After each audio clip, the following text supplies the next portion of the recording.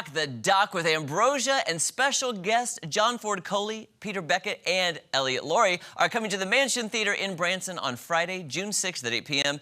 I am so excited to be joined by songwriter, bass player, and lead vocalist Joe Puerta. Good to see you. Good morning.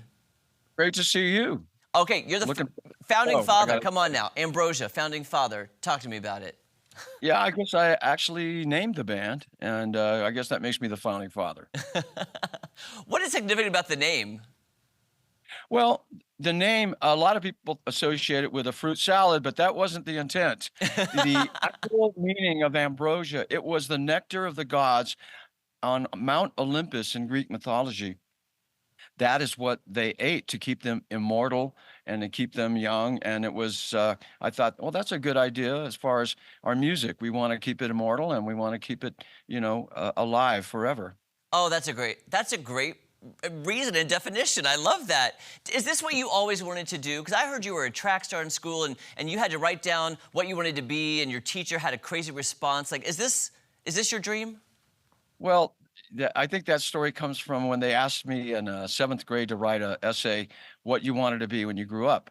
And at that time, all the James Bond movies were really, really popular. So I wrote a whole thing about I wanted to be a spy. And I thought it'd be so cool, And my English teacher took me aside and said, Joe, it's not that the writing is bad. It's just that we'd like you to write about, something a little bit more realistic, if it will. And so I said, okay. So I wrote another essay. I said, I want to be a rock star. Ah. So he gave up after that. That was it. That was my last attempt. Wow, talk about just writing it into fruition. Like you just made the dreams happen right there, which is amazing. I'm curious too, can you give our viewers a little bit of backstory about your amazing work history? You've done so much in your career. Well, I've been in music since I was 13, 14 when I started playing guitar initially. And then at about the age, just out of high school, I shifted to being a bass player and always have been a singer and just started writing original songs. And those, we just started playing around here and there. And eventually we got lucky enough to get discovered by, it's kind of an unusual group of people that we ended up linking with that ended up to where we got signed. One of the first persons that was part of our career that helped us was a guy named Jim Gamble, who was the bass player of the band when I got out of high school. And he turned to me one day and said, Joe, you're going to be the bass player. I'm going to buy me two D140 speakers and I'm going to start a sound company.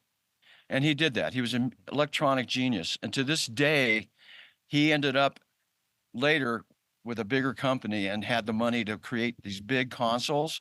And still the Grateful Dead and all these major bands still use his consoles that he built 30 years ago or something. They're so amazing quality wise.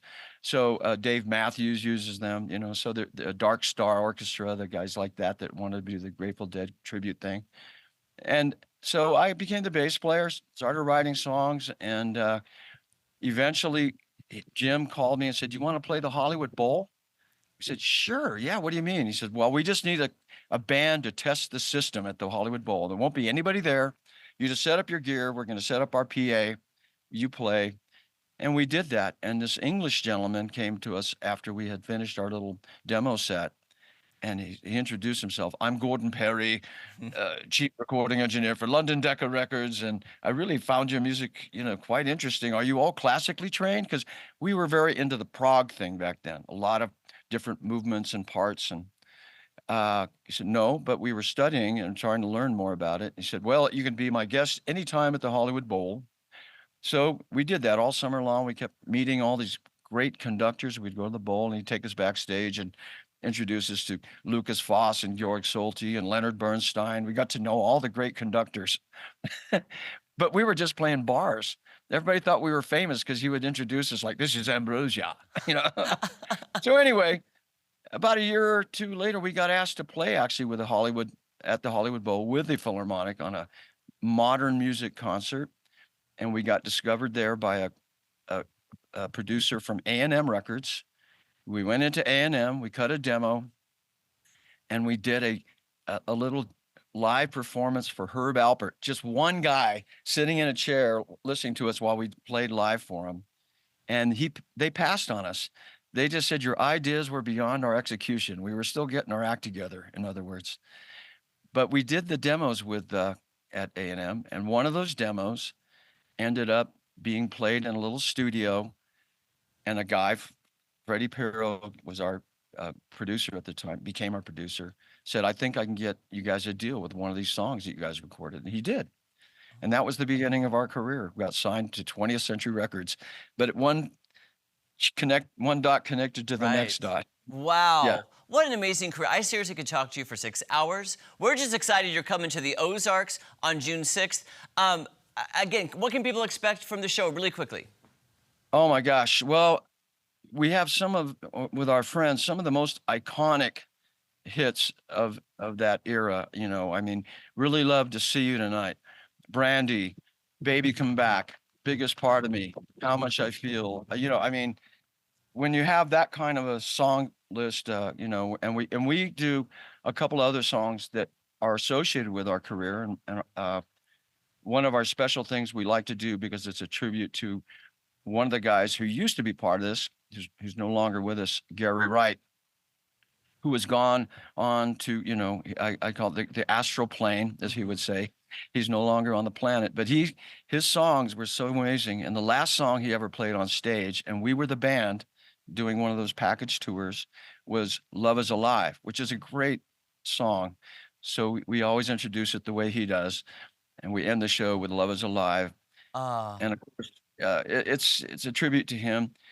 And another part of my career that we include is I was with Bruce Hornsby for 7 years as a tribute to the time. He actually was with our band.